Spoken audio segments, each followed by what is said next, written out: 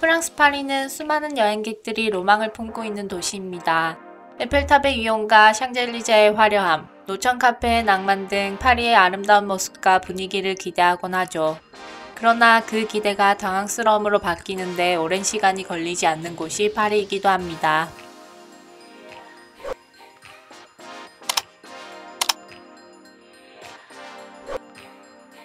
파리에서는 한낮의 공원 잔디에서 피크닉을 즐기고 있는 시민들 옆을 태연하게 뛰어다니는 쥐들과 밤이면 쓰레기통을 뒤지고 있는 쥐들을 자주 볼 수 있습니다.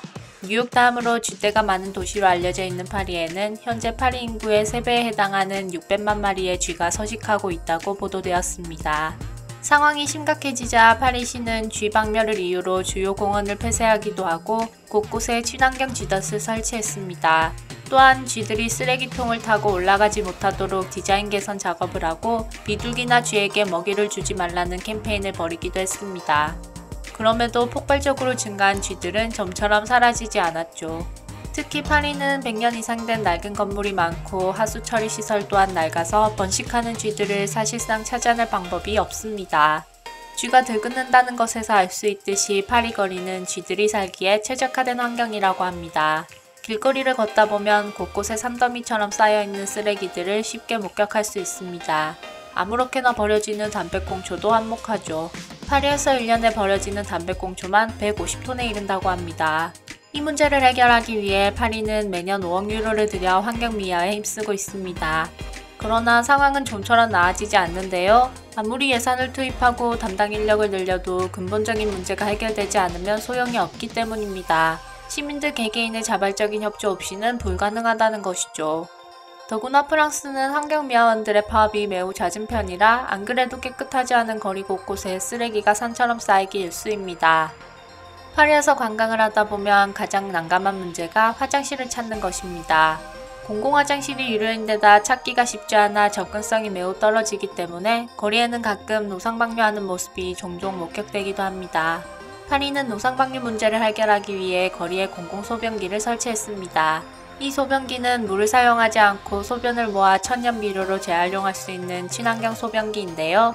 하지만 가림막이 없는 형태로 제작되어 외관상 보기에도 흉하며 소변이 흘러나오는 경우도 종종 발생하기도 합니다. 이로 인해 길거리 악취가 진동하는 건 물론 거리가 지저분해질 수밖에 없는데요.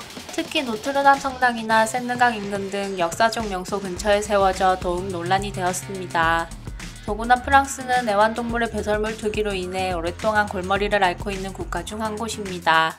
16세기 유럽 사람들은 길바닥에 요강을 비우는 것으로 하루를 시작했다고 전해지는데요. 거리는 오물범벅이 되었고 이를 밟는 것을 방지하기 위해 굽이 높은 신발을 신었고 지금의 하이힐이 됐다는 유래가 전해집니다.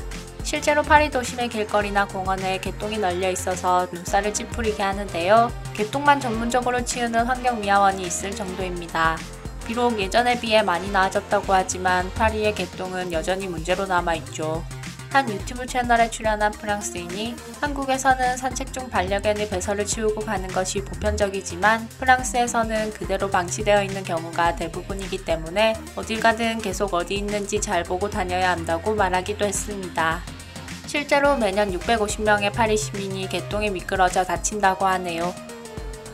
최근 총인구주택 조사에 따르면 우리나라의 반려동물 양육가구 비율은 29.7%, 4가구당 1가구 이상은 반려동물을 기른다고 볼 수 있는 셈입니다. 이제 반려동물을 가족이라 해도 어색하지 않은 시대가 됐습니다. 늘어나는 반려동물 수만큼 이와 관련한 인프라도 구축되고 있는데요.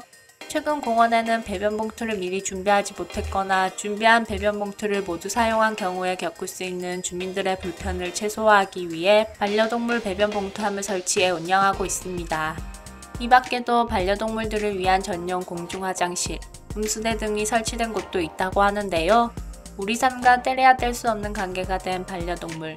올바른 반려문화 정착으로 반려인과 비반려인, 반려동물 모두가 조화롭게 공존하는 세상이 되었으면 좋겠습니다.